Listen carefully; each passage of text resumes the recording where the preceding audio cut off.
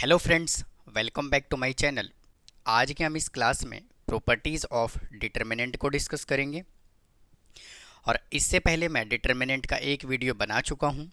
उसमें डिटर्मिनेंट कैसे कैलकुलेट करते हैं, 1 into 1 ऑर्डर का मैट्रिक्स हो, 2 into 2 ऑर्डर का मैट्रिक्स हो, 3 into 3 ऑर्डर का मैट्रिक्स हो, उनका डिटर्मिनेंट हम कैसे कैलकुलेट करते हैं, मैंने डिटेल इंट्रोडक्शन पार्ट बनाया हुआ है। अगर आपने अभी तक नहीं देखा है तो प्लीज़ उसको जा कर के देख सकते हैं। तो आइए आज की क्लास को स्टार्ट करते हैं और डिस्कस करते हैं प्रॉपर्टीज़ ऑफ डिटर्मिनेंट।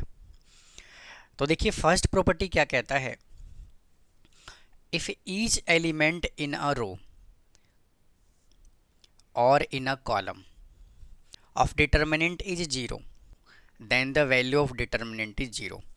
यानी कि किसी भी एक रो या एक कॉलम के सभी एलिमेंट अगर जीरो हैं तो उसका डिटर्मिनेंट जो है वो क्या आता है, जीरो आता है। कैसे, देखिए, जैसे मान लीजिए मैंने एक एग्जांपल कंसिडर कर लिया, 0, 0, 2 और 4। अगर आप इसका डिटर्मिनेंट निकालेंगे तो क्या आएगा, 0 को 4 से मल्टीप्लाई करेंगे 0, और 0 को 2 से मल्टीप्लाई करेंगे 0। इसका डिटर्मिनेंट 0 आया कि नहीं आया। या फिर आप ऐसे भी कह सकते हैं, 0, 0, 0, 3, 4, -1, 0, 4 और 7। अब देखिए इसमें क्या हो रहा है, अभी फर्स्ट रो का सभी एलिमेंट क्या है, जीरो है। किसी भी एक रो या एक कॉलम के सभी एलिमेंट अगर जीरो होगा तो उसका डिटर्मिनेंट जो है वो क्या आएगा, जीरो आएगा। आप चाहें तो कैलकुलेट करके देख सकते हैं। नेक्स्ट प्रॉपर्टी क्या कहता है, if each element on one side of the principal diagonal of a determinant is zero then the value of determinant is the product of the diagonal element. देखिए समझते हैं इसको। एक्चुअल में ये अपर ट्रायंगुलर मैट्रिक्स और lower triangular matrix की बात कर रहा है। जब मैट्रिक्स का इंट्रोडक्शन मैंने बताया था आपको, तब मैंने समझाया था कि अपर ट्रायंगुलर मैट्रिक्स और लोअर ट्रायंगुलर मैट्रिक्स क्या होता है। आइए वापस से इसको समझते हैं। 4, 8, 7, 3, 4, 7, 8, 9, 3। एक मैट्रिक्स मैंने ये कंसीडर कर लिया। सेकंड 3, 4, 8, 9, 6, 3, 3 -1 और 2। एक मैट्रिक्स मैंने ये कंसीडर कर लिया। अब देखिए, अकॉर्डिंग टू दिस प्रॉपर्टी ये डायगोनल एलिमेंट है।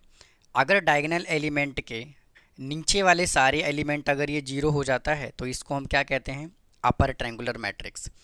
तो वो यही कह रहा है कि if each element on one side of the principal diagonal, अगर प्रिंसिपल डायगोनल के एक साइड के सभी एलिमेंट अगर जीरो हो जाता है, then value of the determinant is the product of the diagonal element. तो इसका डिटर्मिनेंट आप डायरेक्ट कैलकुलेट क्या कर सकते हैं, 4 इंटू 4 इंटू 3, 4 इंटू 4 इंटू 3 कितना आ जाएगा, 48। मतलब कि अगर प्रिंसिपल डायगोनल के एक साइड के सभी एलिमेंट अगर जीरो हो जाएं तो उसका जो डिटर्मिनेंट होता है वो मल्टीपल ऑफ डायगोनल होता है। तो ये था अपर ट्रायंगुलर मैट्रिक्स। ये same method lower triangular matrix में भी काम करता है। ये प्रिंसिपल डायगोनल है, और प्रिंसिपल डायगोनल के ऊपर वाले अगर सभी एलिमेंट जीरो होता है तो इसको हम कहते हैं लोअर ट्रायंगुलर मैट्रिक्स। तो ये जो प्रॉपर्टी है वो इसमें भी काम करता है, इसमें भी काम करता है। तो इसका डिटर्मिनेंट क्या आ जाएगा, इसको जब आप मल्टीप्लाई करेंगे, 3 into 6 into 2 is equal to 36। Next property क्या कहता है, the value of determinant remain unchange if its row and column are interchange. अगर कोई मैट्रिक्स गिवन है और अगर हम उस मैट्रिक्स का रो और कॉलम को हम चेंज कर दें, मतलब कि मैट्रिक्स का हम ट्रांसपोज कर दें, तो डिटर्मिनेंट का वैल्यू जो है वो सेम रहेगा, वो ये बोल रहा है। देखिए इसको एग्जांपल की हेल्प से समझते हैं। एक कोई डिटर्मिनेंट मैं कंसिडर कर लेता हूँ, 3, 7, 4 और 8। इसका डिटर्मिनेंट कैलकुलेट कीजिए। 3 4 जा 24 माइनस, और 4 7 जा 28। इसका आंसर कितना आया, -4। अब क्या कीजिए, ये जो डिटर्मिनेंट है ना, इसका कर दीजिए ट्रांसपोज। तो 3, 4, 7, और 8। अब कैलकुलेट कीजिए इसका डिटर्मिनेंट। 3 को 8 से मल्टीप्लाई किया 24, माइनस 4 को 7 से मल्टीप्लाई किया 28। देखिए आंसर कितना आया, -4। और स्टूडेंट जो मैं यहाँ पे 2 इंटू 2 ऑर्डर का डिटर्मिनेंट कंसिडर कर रहा हूँ, आप सेम मेथड 3 इंटू 3 मैट्रिक्स में भी लगा सकते हैं। कोई भी आप स्क्वायर मैट्रिक्स में आप इन फॉर्मूले को, इन प्रॉपर्टीज़ को जब आप लगाएंगे तो आंसर बिल्कुल वेरीफाई करेगा, 100% सेटिस्फाई करेगा। नेक्स्ट क्या कहता है, इफ़ एनी रो और column of a determinant are interchange then the value of determinant change by the minus sign only.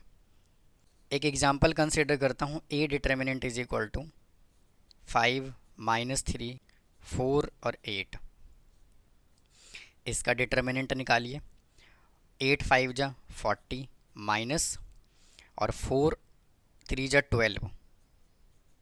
इसका आंसर कितना आया, पॉजिटिव का 52। लेकिन कह रहा है कि कॉलम को या रो को आपस में इंटरचेंज कर दीजिए।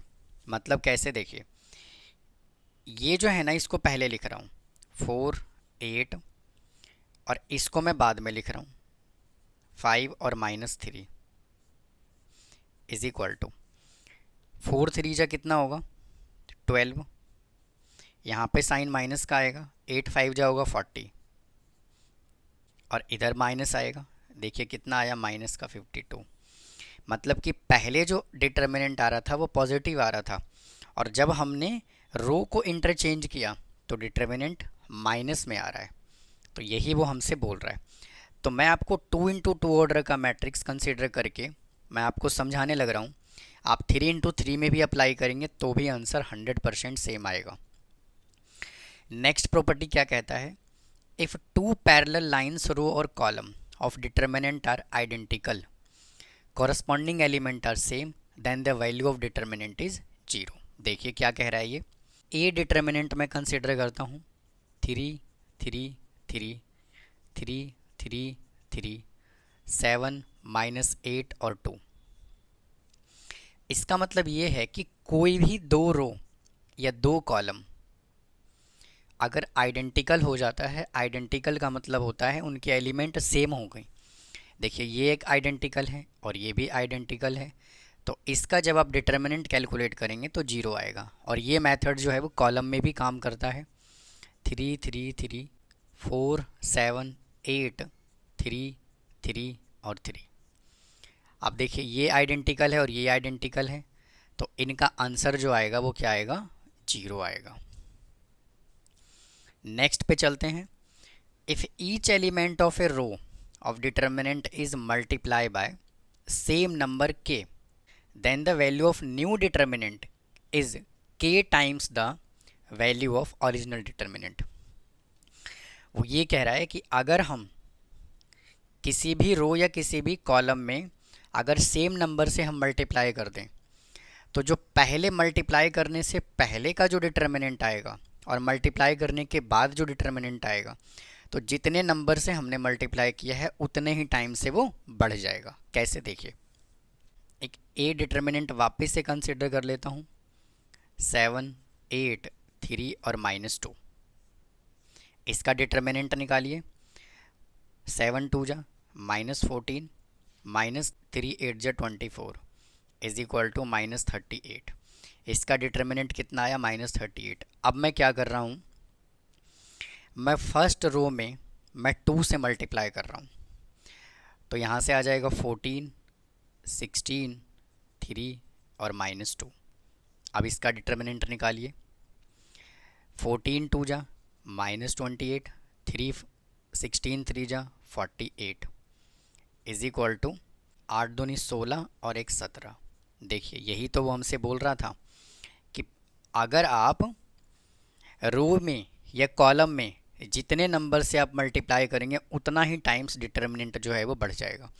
अगर हम इसमें अगर वापस से अगर हम 2 से मल्टीप्लाई करें तो वापस से ये बढ़ जाएगा। देखिए यहाँ पर हमने 2 से मल्टीप्लाई किया, अब इसमें दोबारा से मैं 2 से मल्टीप्लाई कर रहा हूँ इसमें, तो 14 16 6 -4। इसका डिटर्मिनेंट निकालिए। 14 चौके 56 और 16 इंटू 6 96 इज इक्वल टू 6 दूनी 12 9 5 14 1 15 माइनस का।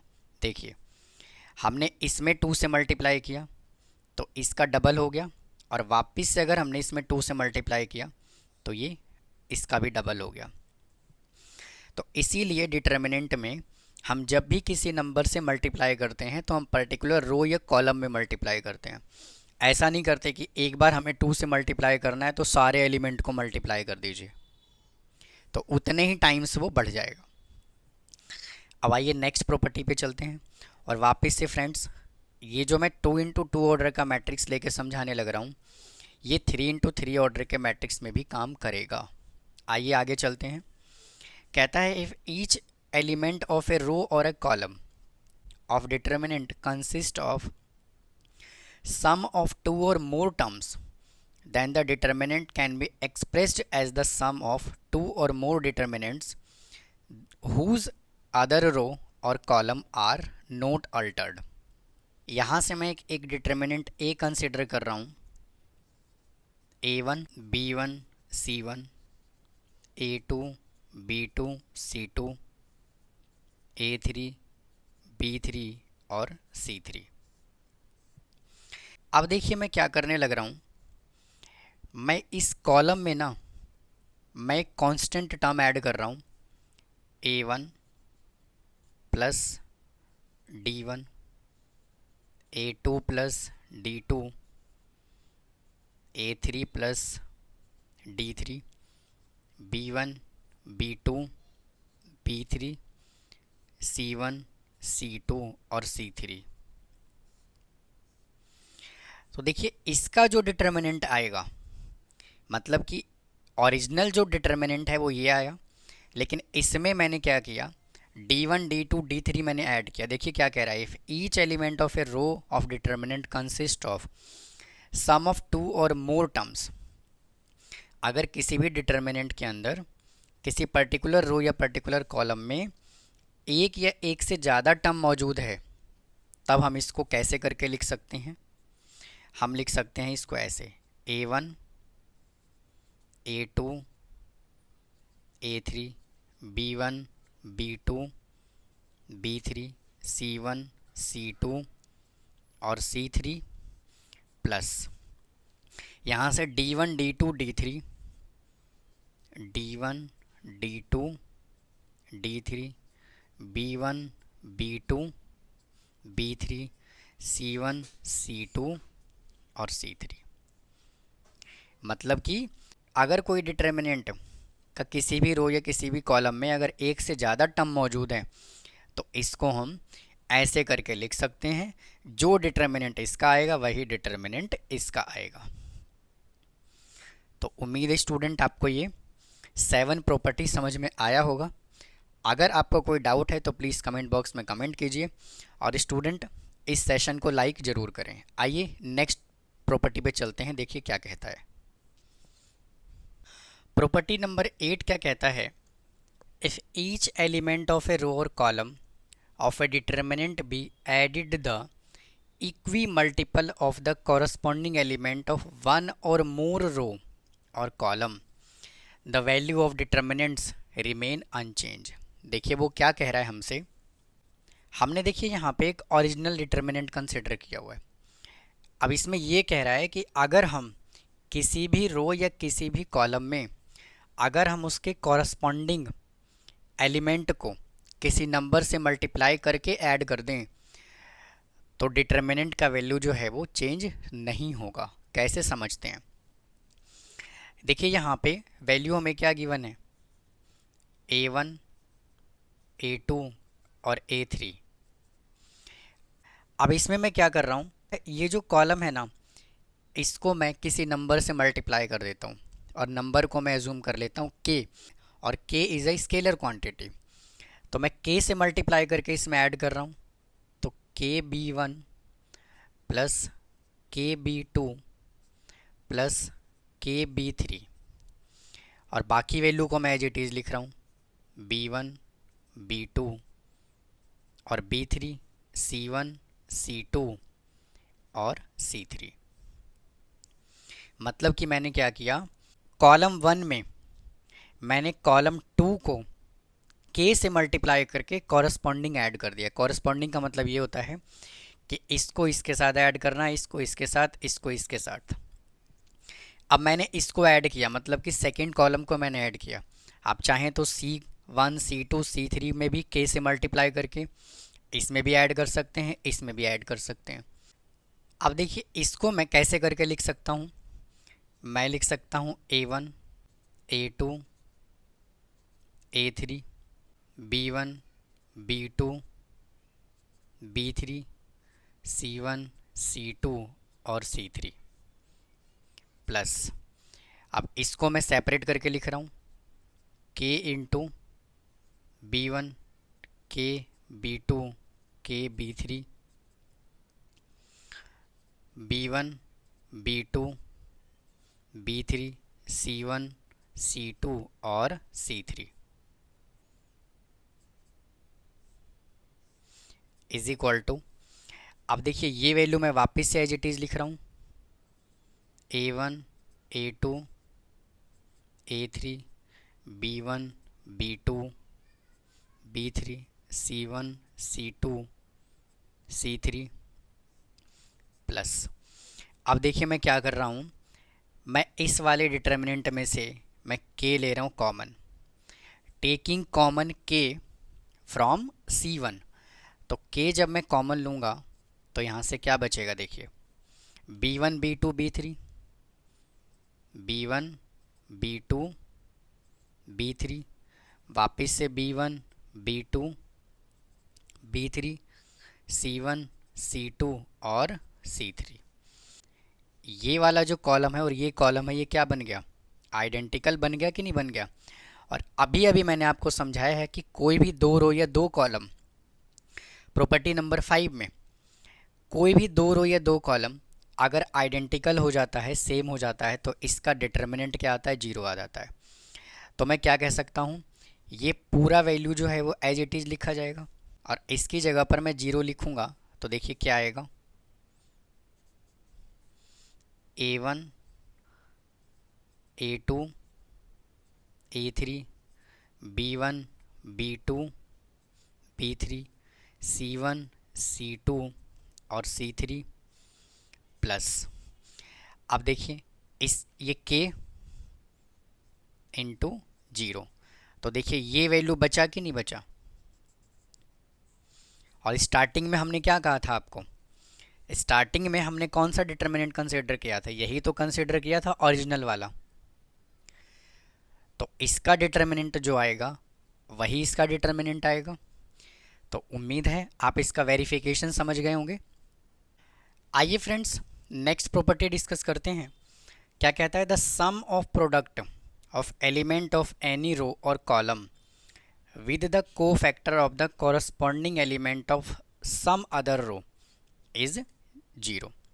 तो देखिए वो ये हमसे कह रहा है कि आप किसी भी रो को कंसिडर कर लीजिए। मान लीजिए मैंने ये रो कंसिडर कर लिया, इस रो के एलिमेंट का इसके कॉरस्पॉन्डिंग एलिमेंट के को फैक्टर से अगर आप मल्टीप्लाई करके ऐड करेंगे तो उसका जो आंसर आता है वो हमेशा जीरो आता है। कैसे, समझिए। और ये मेथड जो है आप किसी भी रो या किसी भी कॉलम में आप अप्लाई कर सकते हैं। उसने क्या कहा है, रो और कॉलम। तो मैं मान लीजिए मैं रो 1 को कंसिडर कर लेता हूँ, A11 A12 और A13। अब इसकी कॉरस्पॉन्डिंग रो चाहे तो आप सेकेंड रो ले लीजिए और चाहे थर्ड रो ले लीजिए। भाई इसका कॉरस्पॉन्डिंग तो ऐसे होगा ना, इसका ऐसे होगा, इसका ऐसे होगा, ऐसे थोड़ी होगा। इसका कॉरस्पॉन्डिंग आप ये थोड़ी ले सकते हैं। कॉरस्पॉन्डिंग का मतलब होता है बिल्कुल जस्ट उसके सामने वाला। तो इसके सामने इधर अगर आप रो ले रहे हैं तो ऐसे लेना है, कॉलम ले रहे हैं तो ऐसे लेना है। इसके कॉरस्पॉन्डिंग को फैक्टर मैं ये कंसिडर कर लेता हूँ, तो आ जाएगा A31 A32 और A33। और कह रहा है इनको ऐड कर दीजिए आप, तो इसका आंसर जो है ना वो हमेशा जीरो आएगा। तो उम्मीद है आप ये समझ गए होंगे। आप सेम मेथड आप कॉलम में भी अप्लाई कर सकते हैं। देखिए मैं यहाँ से कॉलम कंसिडर कर लेता हूँ, A11, A21 और A31। अब इसका कोरस्पॉन्डिंग कॉलम कौन सा होगा? रो के कोरस्पॉन्डिंग रो ही लेना है, कॉलम के कोरस्पॉन्डिंग कॉलम ही रखना है। तो हमने ये ले लिया, अब की बार मैं ये कंसिडर कर लेता हूँ, into A12 into A22 into A32, और इसको कह रहा है आप ऐड कर दीजिए, तो इसका आंसर जो आएगा वो 0 आएगा। तो उम्मीद है स्टूडेंट आपको यहाँ तक समझ आया होगा, काफ़ी डिटेल में कराने लग रहा हूँ मैं।